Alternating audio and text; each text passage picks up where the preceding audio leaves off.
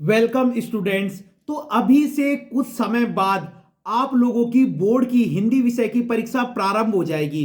तो परीक्षा के लिए आपको ढेर सारी शुभकामनाएं।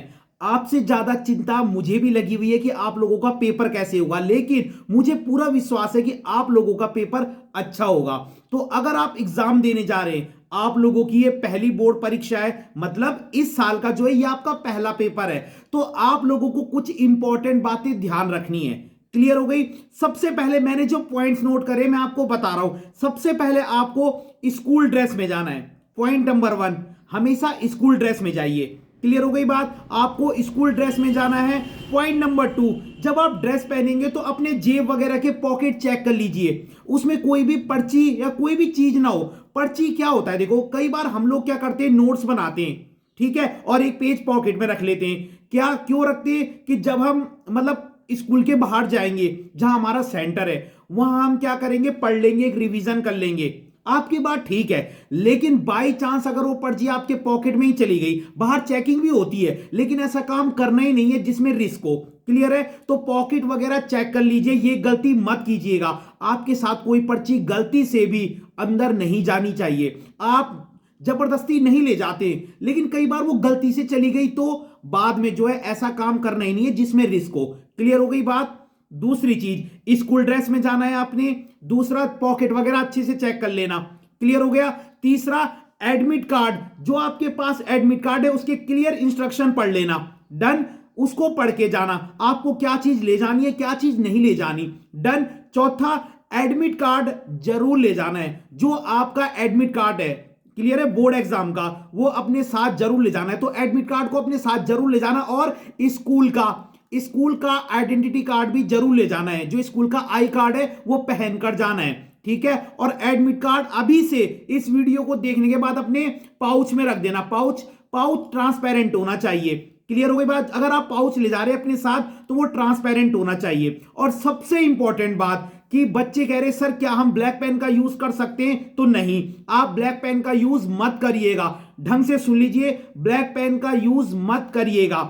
अगली बात, आप लोग जब पेपर देंगे तो कई बच्चे कहते हैं सर हमारी हैंडराइटिंग अच्छी नहीं है, क्या मार्क्स कटेंगे, ये सो देखो, अगर आपकी हैंडराइटिंग अच्छी नहीं है तो कोई प्रॉब्लम नहीं है। आप लोगों को थोड़ा दूर दूर लिखना है। अगर आप चिपका चिपका के लिखोगे तो वो समझ में भी नहीं आएगा कि क्या लिखा हुआ है। तो आप लोगों को खुला खुला लिखना है। अब दूर दूर का मतलब ये नहीं है कि एक लाइन में आपने 3 ही शब्द लिखे, समझ रहे हो ना आप? मैंने कल आपको कॉपी में लिख के भी दिखाया था उस वीडियो में, ठीक है। तो एक लाइन में कम से कम 8 से 9 शब्द, वो आप अपने हिसाब से देखना, लेकिन थोड़ा खुला लिखना जो पढ़ने में आ जाए। मेन बात है पढ़ने में आना चाहिए। ऐसा नहीं कि आपकी राइटिंग बहुत अच्छी है तो आपको एक्स्ट्रा मार्क्स मिलेंगे, लेकिन हैंडराइटिंग ऐसी भी नहीं होनी चाहिए कि पढ़ने में ना आए, इसलिए थोड़ा खुला खुला लिखना।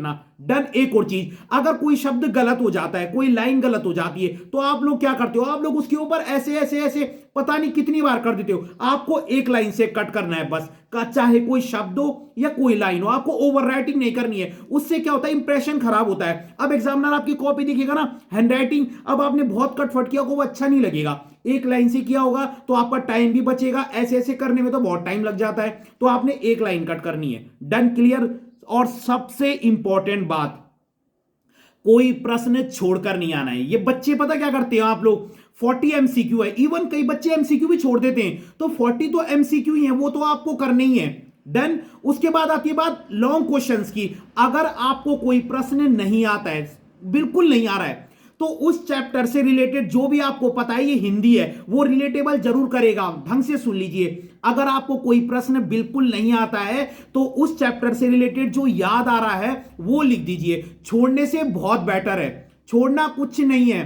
क्लियर हो गई बात? रचनात्मक लेखन हो, क्वेश्चन आंसर हो, अगर आपको नहीं आता है, मान लो 50 वर्ड का वो आंसर लिखना है, आपको बिल्कुल नहीं आ रहा है, तो आप 30 वर्ड तो लिख सकते हो, 30 शब्द तो लिख सकते हो, 50 ना, मतलब अटेम्प्ट सारे प्रश्न करने, छोड़ना कोई नहीं है। क्लियर है? पहली बात तो आप वर्ड लिमिट को तो आप टच करिए। अगर आपको कोई प्रश्न नहीं आता है तो उसके बारे में 4 से 5 लाइन, 6 लाइन आप जरूर लिखिएगा, जो भी आपको ध्यान आ रहा है।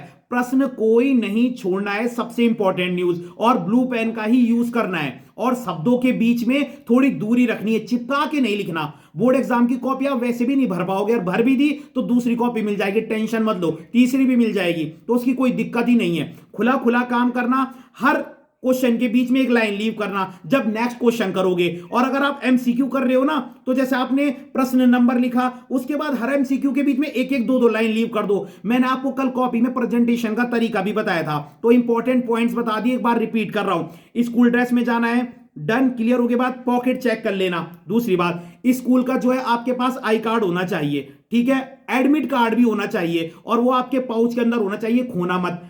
पाउच ट्रांसपेरेंट होना चाहिए, ठीक है, व्हाइट कलर का ले जाना।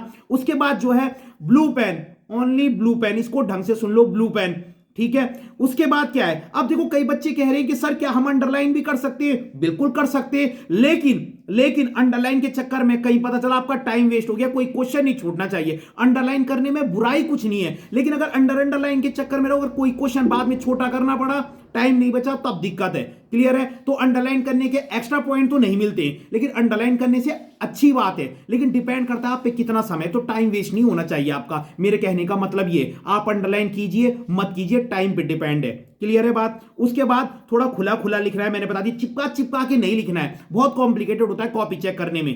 क्लियर है? उसके बाद कोई प्रश्न नहीं छोड़ना है। अगर कोई प्रश्न नहीं भी आता है तो उस चैप्टर की थोड़ी बहुत समरी तो पता होगी, कुछ लाइनें पता होगी, रिलेट करके लिख देना, छोड़ना मत कोई प्रश्न, चाहे वर्ड लिमिट थोड़ी कम हो जाए, लेकिन छोड़ना नहीं है। ये उन बच्चों के लिए कह रहा हूं मैं, अगर आपकी तैयारी इतनी अच्छी नहीं है, छोड़ना मत कोई प्रश्न, और एमसीक्यू तो बिल्कुल भी नहीं। डन। बाकी मैंने आपको सब ट्रिक एंड ट्रिक्स भी बताई है, अपठित गद्यांश काव्यांश कैसे करने, सारी वीडियो बनी हुई है, छोड़ना कोई प्रश्न नहीं, ठीक है। और पेपर अच्छा होगा, पॉजिटिव माइंड सेट से जाइए, पूरा पेपर करिए, प्रश्न कोई ना छोड़िए। अगर नहीं आता है तो रिलेटेड चीज लिखिए, लेकिन लिखिए, छोड़ना नहीं है। चाहे वर्ड लिमिट उतनी नहीं हो रही है, ये मैं उन बच्चों के लिए कह रहा हूं, अगर आपको कुछ नहीं आ रहा है या कम प्रश्न आ रहे हैं तो लिखना जरूर है जो आपको आ रहा है। और बाकी बच्चे जिनकी अच्छी तैयारी है, वो वर्ड लिमिट को पूरा, मतलब जितनी वर्ड लिमिट दी गई उतना तो होना ही चाहिए। डन। और ब्लू पेन ओनली, ठीक है। तो पेपर अच्छा जाएगा, पॉजिटिव माइंड सेट से जाइए, सारा पेपर अच्छा होगा आप लोगों का। धन्यवाद।